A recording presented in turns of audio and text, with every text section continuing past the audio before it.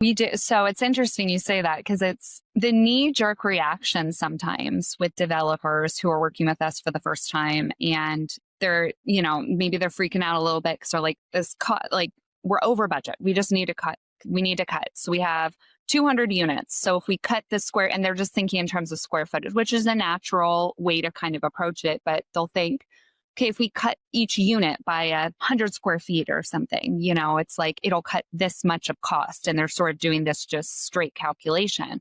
But the reality is that one, it's affecting that tenant experience. And two, the costs don't even work that way, because when you actually stop to think about it, you're not cutting where a lot of the cost is there. So regardless of the size, regardless of the design of each of your units, certain costs are going to continue to be true, right? Like you're still going to have MEP is going to be what it is. You're still going to have all of your appliances. You're still going to have the same hardware. You're still going to have the same electric, your foundation costs, your civil, all of those things are going into your unit cost. Really, all you're cutting are some of the lesser costs of some drywall, some framing, the finishes. But I think that's the first place that we often see that it's like, oh, we need to reduce costs. Let's do it at the units, or let's cut the amenities, or let's bring down the finishes. And it's understandable to think that way. But what I love about what we do and what we've done, not to say that we don't do that and help developers do that if that's really what they want to be doing,